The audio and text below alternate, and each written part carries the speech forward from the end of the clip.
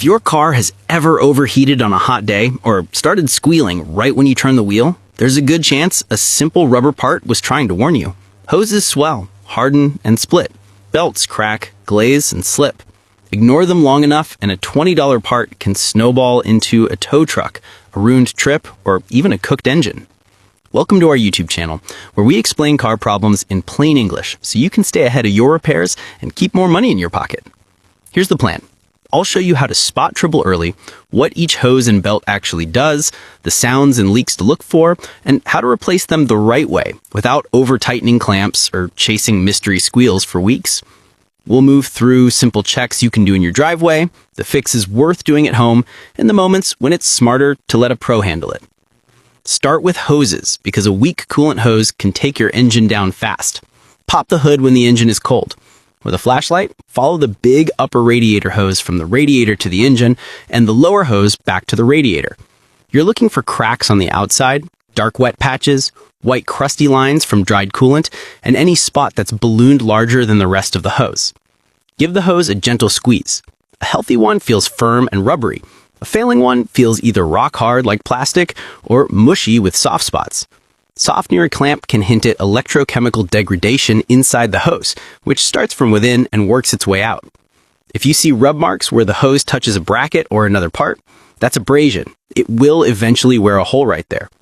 Follow the smaller coolant bypass hoses to the thermostat housing and heater core connections at the firewall. Same checks: cracks, wetness, swelling, rubbing. Then scan fuel hoses. These need to be made for fuel, not universal vacuum line. Fuel softens the wrong material. You're hunting for dampness or a gasoline smell. If you spot even a slight wet sheen on a pressurized fuel line, don't run the car until it's fixed. Brake hoses deserve a look too. Inspect the rubber sections near each wheel for cracks or wetness. If you suspect a brake fluid leak, don't drive it. Air intake and vacuum hoses are next. A split intake boot or a cracked vacuum line invites unmetered air, which throws off the air-fuel mix and can make the engine stumble, idle high, or trigger a check engine light.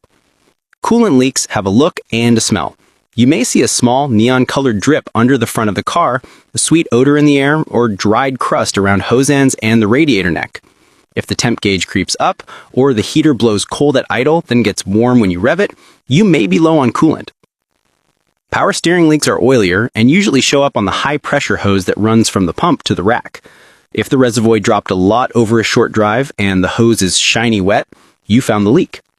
For vacuum leaks, listen for a steady hiss. If idle's jumpy or too high and codes like P0117 or P0174 show up, a cracked vacuum line or intake gasket might be letting air sneak in. A common shade tree test uses short, careful bursts of brake cleaner around suspected joints with the engine idling. A brief change in RPM points to the leak. Keep spray minimal and controlled, and keep your other hand clear of moving belts and fans. When a hose fails inspection, replacing it is smarter than trying to patch it. Temporary gunk might get you home, but rubber that's heat-soaked and brittle will let go again. When one coolant hose on an older vehicle looks tired, the rest are aging right alongside it. It's often cheaper over the year to do the upper, lower, and heater hoses together than to limp from leak to leak. Pick the right material for the job. EPDM is common for coolant because it handles heat and ozone. Fuel lines need material that stands up to gasoline or diesel.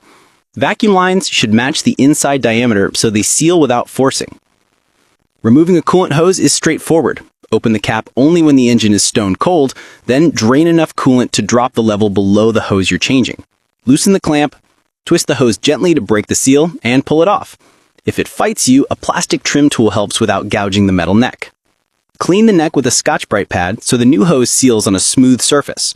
Slide the new hose on fully, position the clamp just behind the raised bead, and snug it. Not gorilla tight, just firm. Over-tightening distorts the band, cuts the rubber, and can cause a weep that looks like the hose is bad. Refill with the correct coolant for your vehicle. If someone used the wrong type of 4, plan a thorough flush.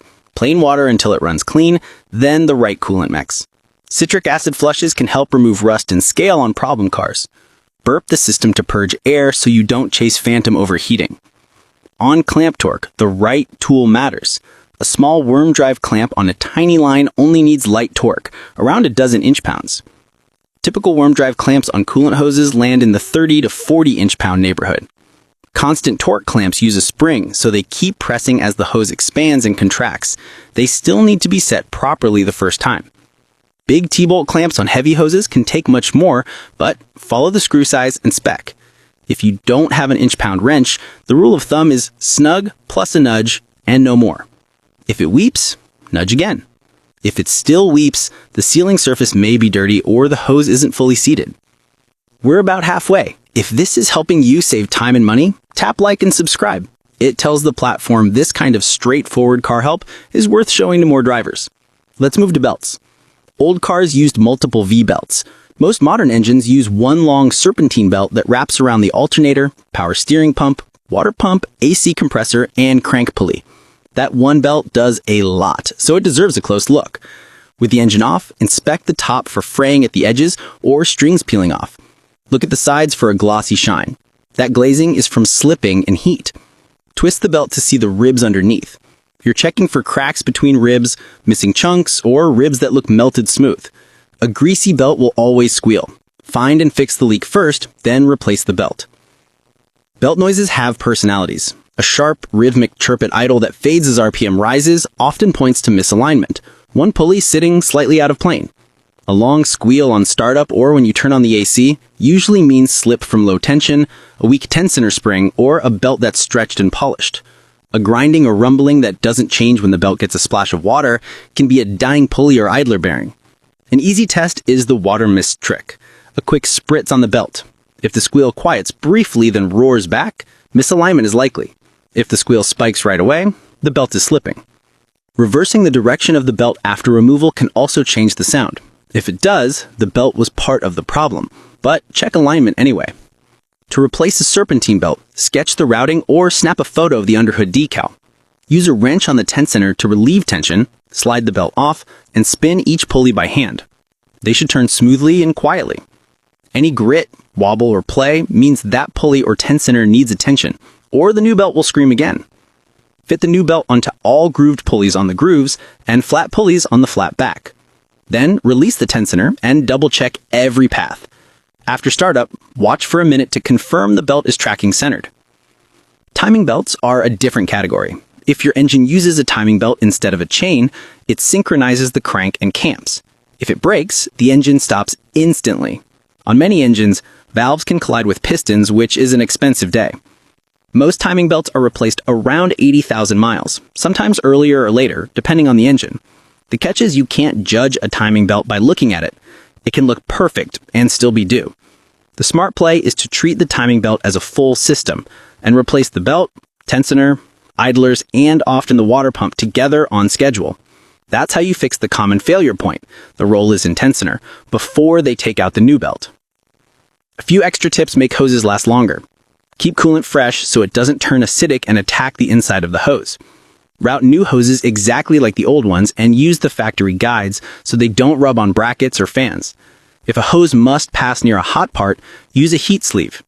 For vacuum lines, buy a small length of the correct diameter and refresh any that crumble in your fingers. For fuel, use the proper fuel-rated line only. If a power steering hose leaks at the crimp, that line needs to be replaced. Adding more fluid isn't a fix. What if you're on the road and a small coolant hose splits? If the break is minor and the engine is cool, you can trim a tiny bit off the end and re-clamp for a true roadside temporary.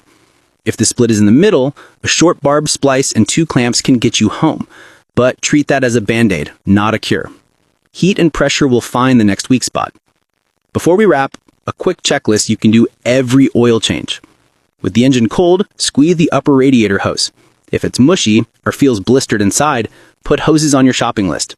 Scan for dried coolant trails and oil weeps that can contaminate belts. Eyeball the serpentine belt rebs for cracks or missing pieces. And listen for any chirps at idle. Turn every accessory pulley by hand during a belt change and replace any that feel rough. A few minutes now prevents the loud surprises later. Here's the bottom line. Rubber parts live a hard life under the hood. Heat, vibration, and fluids chew them up over time. The signs show up early if you look. Soft spots, cracks, swelling, glazing, chirps, and squeals. Replace what's tired before it fails. Use the right material for the job, Set clamps to snug, not crushing, and verify belt alignment and tension instead of just throwing another belt at a noise. Do that, and you'll avoid the breakdowns that always seem to happen at the worst moment possible. If you found this helpful, give the video a thumbs up and share it with someone dealing with a no-start problem right now.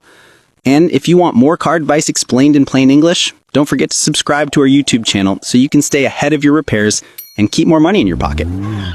Thanks for watching, and I'll see you in the next one.